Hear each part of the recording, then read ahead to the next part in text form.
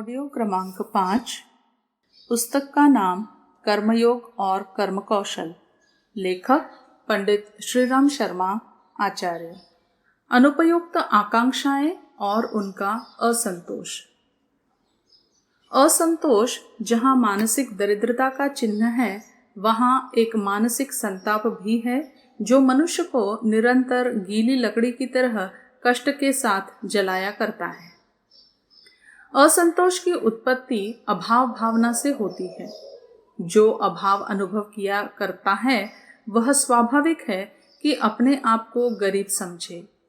उसे न होते हुए भी दूसरों के पास अपने से अधिक संपत्ति तथा सुख साधन दिखते हैं, जिसके फलस्वरूप उसे ईर्ष्या तथा दीनता का भी भागी बनना पड़ता है। इस विकृति से मनुष्य का मानसिक पतन हो जाता है। असंतोष एक मानसिक संताप तो है ही। असंतुष्ट व्यक्ति कभी प्रसन्न नहीं रह पाता। खिन्न रहना उसका स्वभाव बन जाया करता है। वह हर समय अपने अंदर रोष, क्षोभ तथा तनाव का अनुभव किया करता है। खिन्नता हर प्रकार के शोक संतापों की जड़ है। इसको आश्रय देते ही संपूर्ण जीवन दुखों का भंडार बन जाता है। खिन्नता असंतुष्ट मन की ही अभिव्यक्ति है। असंतोष रखने से कुढ़न, कुंठा एवं विषाद के सिवाय कुछ भी तो हाथ नहीं लगता। मनुष्य का हित इसी में है कि वह असंतोष को पास न फटकने दे। यह आशा, उत्साह तथा जीवन तत्व का प्रबल शत्रु है। मन ही मन कुढ़ते, जलते और असंतुष्ट रहने से काम करने की दक्षता तथा क्षमता दोनों नष्ट हो जाती है। किसी काम करने को जी नहीं चाहता और यदि कोई काम किया भी जाता है या करना पड़ता है तो उसकी बेगार ही टलती है। वह कुशलता नहीं आ पाती जो किसी काम की शोभा एवं सफलता कही जाती है। जीवन को सफल एवं शुभ बनाने के लिए असंतोष का परित्याग बहुत आवश्यक है। आज के इस संघर्षपूर्ण जीवन में असंतोष के बहुत से कारण बढ़ गए हैं, किंतु मुख्य कारण प्रतियोगिता की प्रवृत्ति है। यूं तो प्रतियोगिता की भावना बुरी चीज नहीं है। प्रतियोगिता अथवा प्रतिस्पर्धा मनुष्य को आगे बढ़ने में सहायक होती है, प्रेरणा देती है। मनुष्य यह सोचकर कि मैं किसी से पीछे न रह जाऊं, आगे बढ़ने, उन्नति और विकास करने के लिए जी जान से जुट जाता है। वह किसी से पीछे न रहने के लिए हर संभव उपाय करता है, किंतु यही प्रेरणाप्रद गुण तब दोष बन जाता है जब अनावश्यक प्रतियोगिता की स्पर्धा पाल ली जाए। उन वस्तुओं को पाने अथवा वह जीवन पद्धति अपनाने की हिर्स जिसकी न तो आवश्यकता और न अपने अनुकूल ही है, ऐसी स्पर्धा जिससे असंतोष एवं अशांति के सिवाय कुछ लाभ नहीं होता। आज अधिकतर लोग इसी फैशन, प्रदर्शन, विलास वस्तुओं तथा खर्चीले जीवन की स्पर्धा में ही लग गए हैं। इस माने में सुख सुविधा संबंधी आज के वैज्ञानिक आविष्कार चपल बुद्धि वाले लोगों के लिए काफी अहितकर सिद्ध होते हैं। यदि यही स्पर्धा मितव्यय तथा सादा जिंदगी अपनाने, अनावश्यकताओं को पास न आने देने जैसे गुणों के संबंध में रखी जाए, तो जहाँ जीवन में सुख, संतोष अथवा शांति का अभाव ही अभाव दिखलाई देता है, वहाँ फिर इनकी कमी न रहे। महापुरुषों ने सादा जीवन उच्च विचार का दर्शन जनता के सामने कुछ यूं ही नहीं रख दिया है। इसमें कुछ हितकर तत्व भी सन्निहित हैं और वह तत्व यही तो है कि इस जीवन दर्शन का अपनाने वाला कभी अभाव असंतोष की भावना से पीड़ित नहीं होता। असंतोष उत्पन्न करने में अनावश्यक, अनुचित अथवा अयोग्य आकांक्षाओं का बहुत बड़ा हाथ रहता है। यदि मनुष्य इनसे पीछा छुड़ा सके तो असंतोष स्वयं ही उसे छोड़कर चला जाए और जीवन में सर्वत्र सुख शांति ही दिखलाई देने लगे। किंतु खेद है कि मनुष्य इनके माया जाल में पड़कर पथभ्रष्ट हो जाता है और वह ही सब कुछ करता रहता है जो नहीं करना चाहिए और जो करना चाहिए उसकी ओर ध्यान नहीं देता। सुख संतोष के लिए करना तो यह मुनासिब है कि अयोग्य अथवा अनावश्यक आकांक्षाओं को खोज खोज कर निकाल फेंके, किंतु करता यह है कि उनकी तुष्टि के लिए मरता खपता हुआ उन्हें पालता बढ़ाता रहता है। आकांक्षाओं के महत्व से इनकार नहीं किया जा सकता। उनका जीवन में होना जरूरी है और कल्पनाशील होने से स्वाभाविक भी है। यदि मनुष्य के हृदय में आकांक्षाओं का उदय होना सर्वथा स्थगित हो जाए तो जल्दी ही संसार की गतिशीलता, उन्नति एवं विकासशीलता का भाव ही अस्त हो जाए। आज संसार का जो विकसित एवं अग्रसर स्वरूप दिखाई देता है वह बहुत से व्यक्तियों की आकांक्षा का ही तो परिणाम है। वैज्ञानिक, कवि, कलाकार, शिल्पी आदि जो भी संसार के संराधक माने जाते हैं, उनकी आकांक्षा के फलस्वरूप ही तो यह सारा साहित्य संधान, सृजन एवं सौंदर्य दिखलाई देता है, जो इस बात की गवाही देता है कि मनुष्य जाति दिन दिन अधिकाधिक उज्जवल भविष्य की ओर बढ़ती जा रही है। किसी वैज्ञानिक के मस्तिष्क में जब यह प्रश्न उठता है कि यह क्या है, कैसा है और कैसे चल रहा है, तब उसे जानने, उसकी खोज करने के लिए उसके मन में एक अभिलाषा जाग उठती है, जिसकी प्रेरणा से वह जीवन को कर्तव्यों में नियोजित कर संसार की सेवा में रहस्यों तथा आश्चर्यों के द्वार खोल देता है। इसी प्रकार कवि के हृदय में जब भावनाओं का उद्वेग होता है, तब उन्हें व्यक्त करने के लिए वह आकांक्षा से प्रेरित हो उठता है, जिसका परिपाक साहित्य के रूप में समाज के सम्मुख आता है। विज्ञान, साहित्य, कला, अर्थ, सृजन, दर्शन, धर्म अथवा राजनीति, किसी भी क्षेत्र में जो कुछ भी अस्तित्वमय दृष्टिगोचर होता है, ये सब मनुष्यों की आकांक्षाओं का ही परिणाम, उनकी सृजनेच्छा की ही अभिव्यक्ति है, उसी का मूर्तिमान स्वरूप है। आकांक्षा के अभाव में सृजन असंभव है। जो आकांक्षा मनुष्य को महान सृजता बना देती है, वही उसे अशांति एवं असंतोष में भी चलने के लिए डाल देती है। एक ही प्रेरणा के इन विपरीत परिणामों का एक कारण है, वह है आकांक्षाओं का स्वरूप। महत् आकांक्षाएं जहां मनुष्य को महान बनाकर सुख संतोष के स्वर्ग का स्वामी बना देती हैं, वहां निकृष्ट एवं विकृत आकांक्षाएं उसे दुख, दारिद्र्य, अशांति एवं असंतोष के नरक में ढकेल देती हैं। भोग विलास, शान शौकत, प्रदर्शन, प्रमाद, हिर्स अथवा हवस आदि की अयोग्यता से दूषित आकांक्षाएं विकृत तथा निकृष्ट मानी गई हैं और जिनमें संसार का हित, उच्च कर्तृत्व, शिव संकल्प तथा निस्वार्थ भावना की प्रेरणा रहती है, उनको महत्व तथा महनीय कहा गया है। महत्व आकांक्षाओं की प्रेरणा पर चलने वाले व्यक्ति अपनी जीवन पद्धति में उन चीजों को स्थान नहीं देते जो उनको अपने से बांध कर रख सकती हैं। उनका सारा समय, सारा श्रम तथा जीवन तत्व अपना मांगलिक उद्देश्य पूरा करने में ही लगा रहता है। उनको यह अवकाश कहाँ रहता है कि वे अपने लिए, अपनी इंद्रियों के लिए भोग विलास की सामग्री इकट्ठी करते फिरे। उन्हें इतनी छूट कहाँ होती है कि वे जिस शरीर, जिस बुद्धि और जिस शक्ति के बलबूते पर महानता के उन्नत शिखर पर चढ़ने का संकल्प कर चुके हैं, उसे प्रमाद की उपासना में नष्ट कर डाले।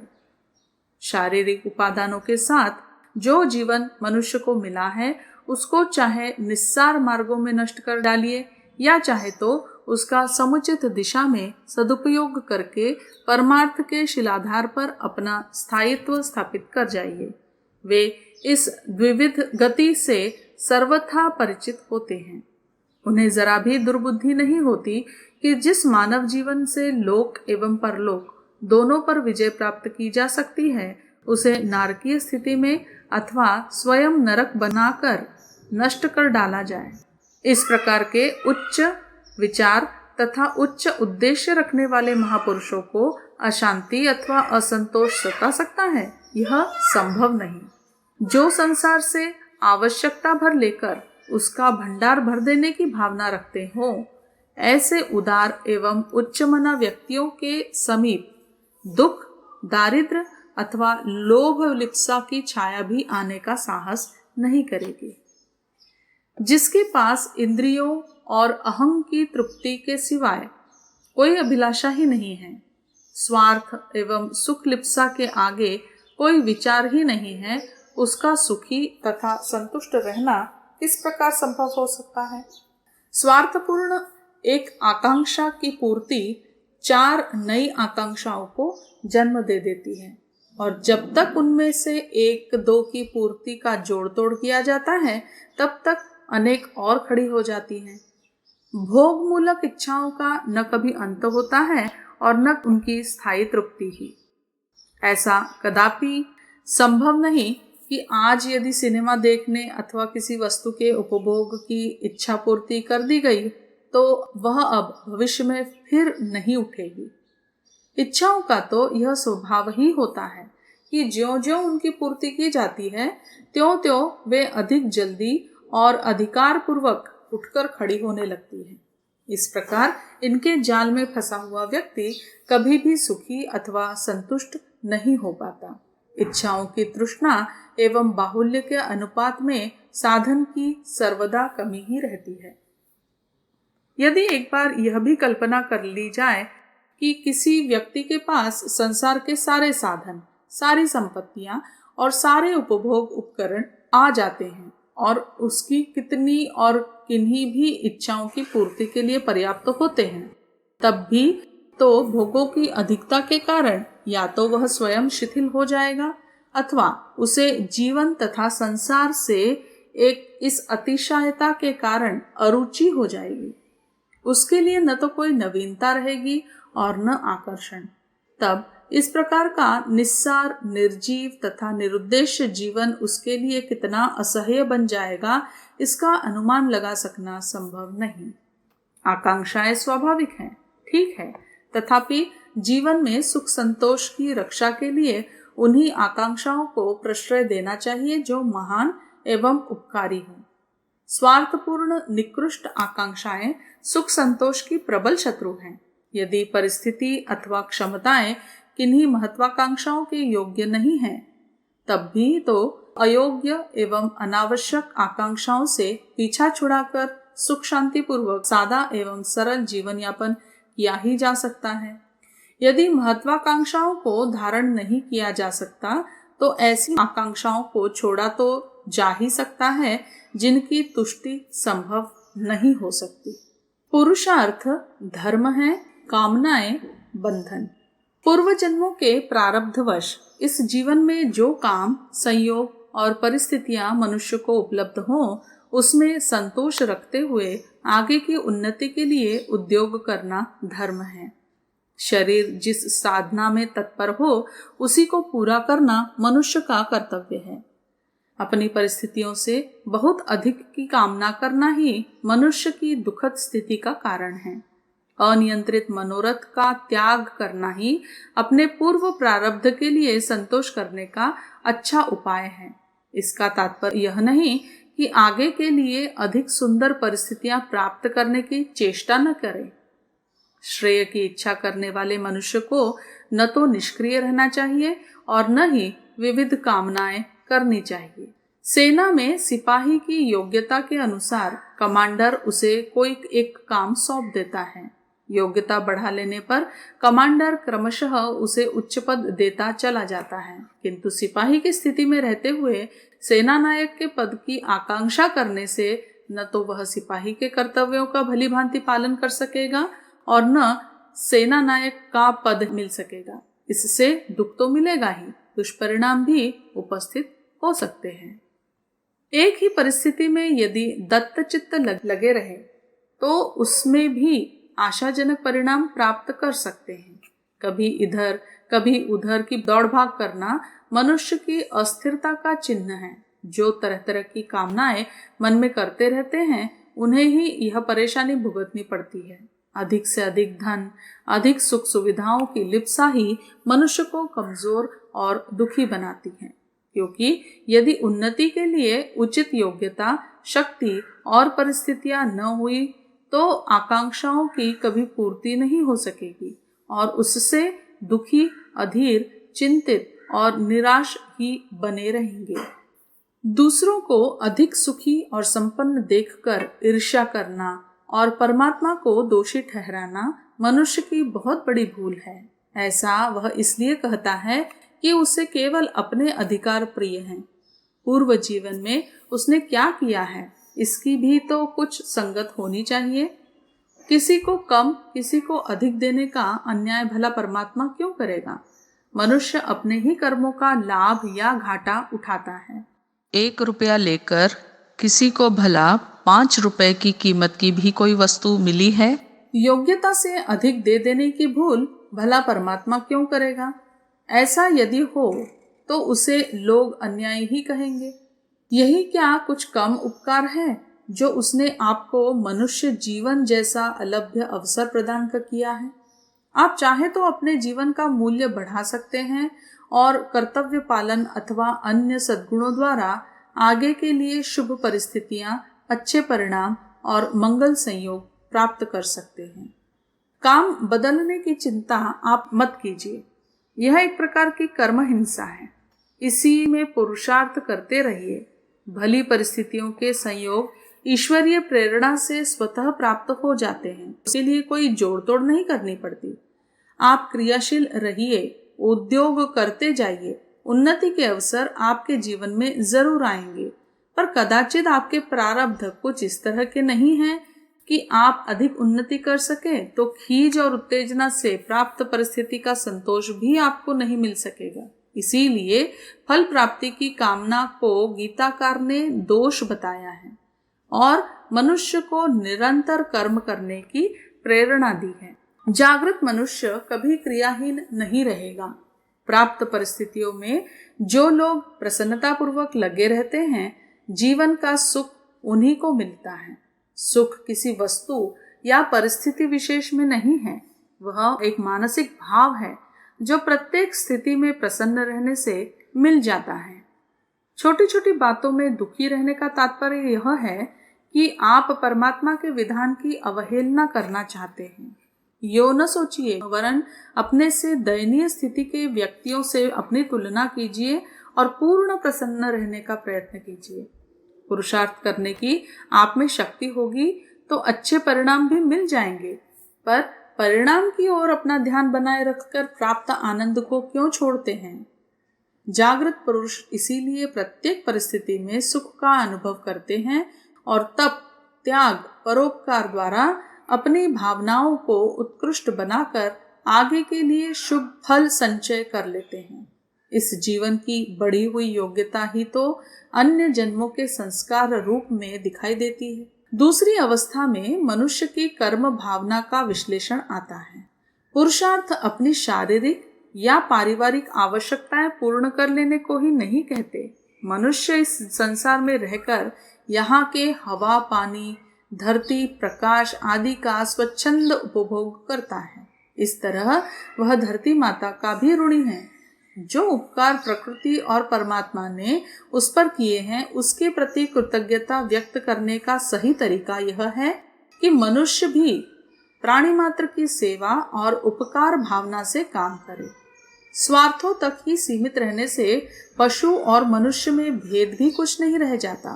परमात्मा का श्रेष्ठ पुत्र कहलाने का सौभाग्य तो तब मिलता है जब निष्काम भावना से सृष्टि के अन्य प्राणियों के साथ समता, न्याय और कर्तव्य पालन की उदारता बनी रहे। बच्चों का पालन पोषण, व्यापार, देश रक्षा, मेहनत मजदूरी, ज्ञान संपादन और जन मार्गदर्शन, इन कर्मों में से ऊंच नीच, छोटे बड़े, कम महत्वपूर्ण या अधिक महत्वपूर्ण होने की एक ही कसौटी है और वह है मनुष्य की भावना। स्वार्थ सम्मुख रखकर परोपकार दिखाई देने वाले कर्म भी फलदायक नहीं होते। निष्काम भाव से की हुई बच्चों की सेवा और प्राणी मात्र के हित के लिए किया गया उपदेश, दोनों का ही फल समान है, क्योंकि उनकी भावना एक ही है। कर्म की विविधता में उसका मूल्य भावना स्तर पर आंका जाता है। किसी व्यक्ति की आप चोरों से रक्षा करें और बदले में आधा धन मांगने लगे तो आपकी यह सेवा प्रभावशील न रहेगी। कर्म का महत्व फल त्याग से है।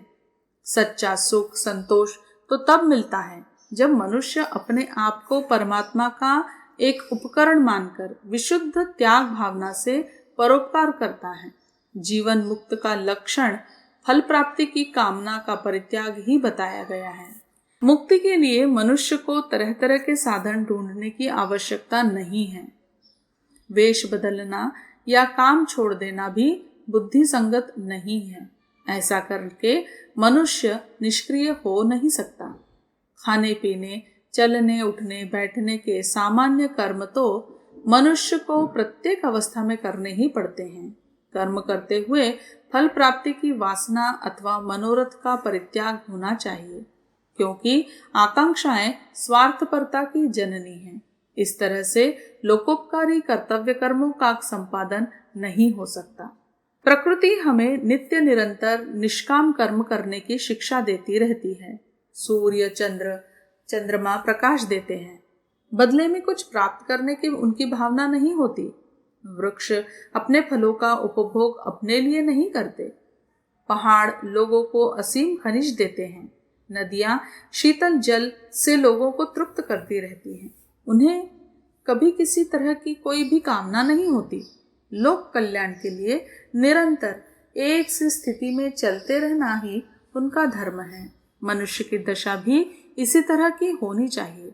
सुख कर्म से है, फल तो उसके विनाश का प्रारंभ मात्र है। मुक्ति एक लक्ष्य है जो निरंतर चलते रहने से प्राप्त होता है।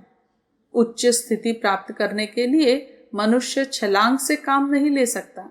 बीच में साधनावस्था से होकर आगे बढ़ना ही स्वाभाविक नियम है। अकुलाहट, तीव्रता या चित्त में विकार आना मनोरथ पूरा न होने का लक्षण है।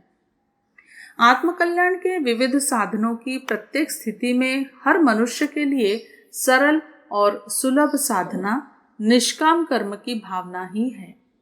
कठोर साधनों की अपेक्षा यह मार्ग अधिक सरल है, जिसे गीता में निष्काम कर्मयोग के नाम से प्रतिपादित किया गया है। कर्तव्य भावना का ज्ञान और मनोरथ के परित्याग से परमात्मा की स्थिति का बोध हो जाता है और मनुष्य जन्म मरण के भवबंधन से मुक्ति पा लेता है। यही मनुष्य जीवन का लक्ष्य है। इसके लिए निष्काम कर्म से बढ़कर और दूसरा उपाय श्रेष्ठ नहीं है।